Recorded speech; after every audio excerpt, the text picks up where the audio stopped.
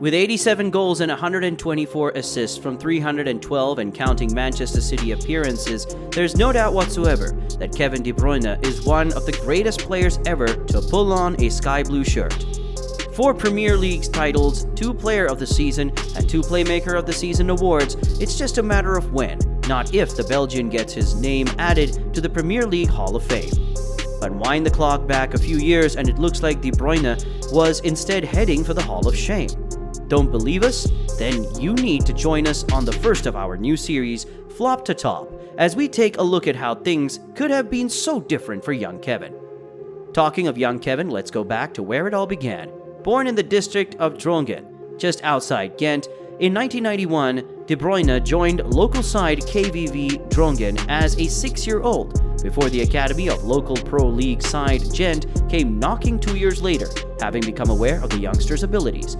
Their training sessions are better, the 8-year-old bluntly told his Drongen coaches of Gent's setup, one of many examples of how upfront and often confrontational he was in his early days, which seems a world away from the unflappable character we see on the Etihad pitch today.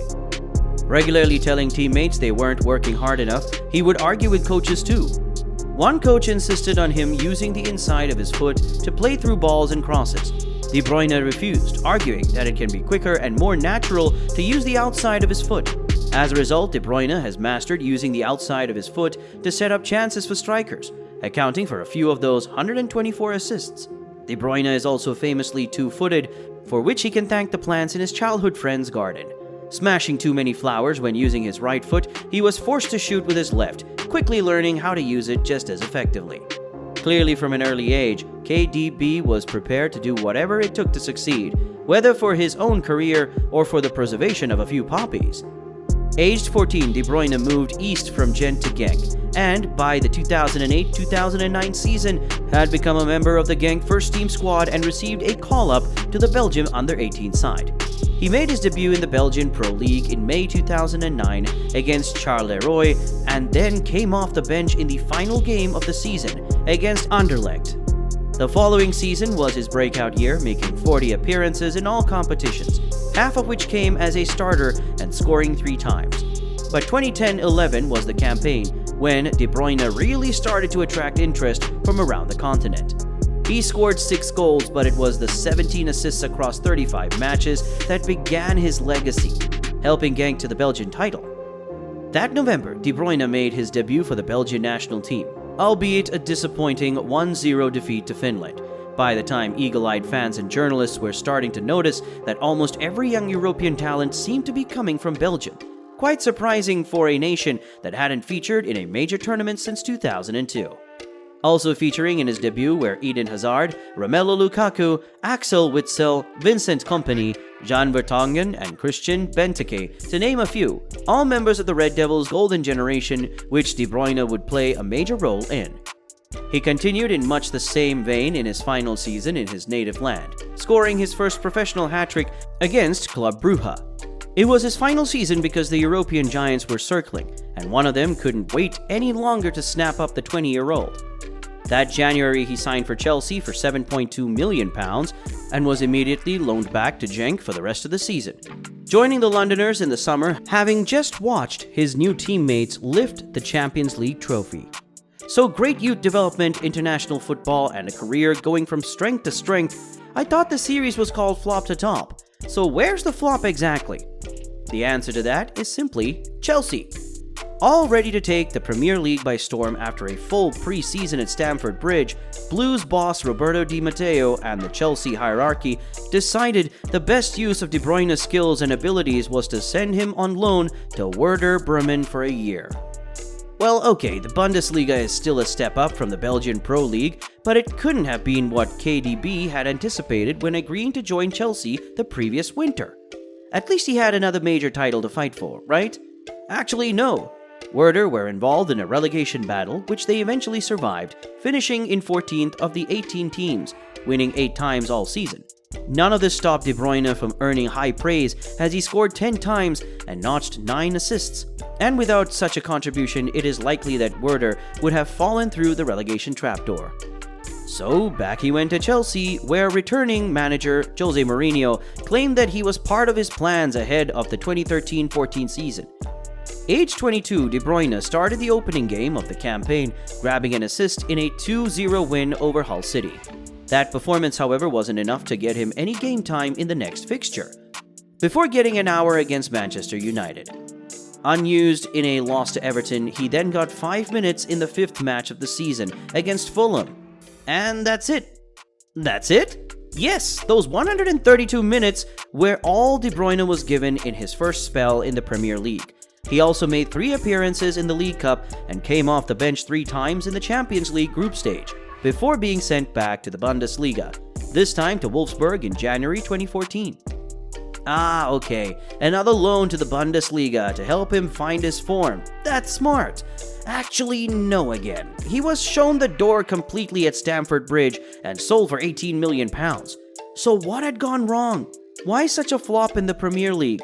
Perhaps he didn't fit Mourinho's style of play, or perhaps that confrontational approach had led to a bust-up with a teammate or the coaching staff. Perhaps he just wasn't cut out for English football.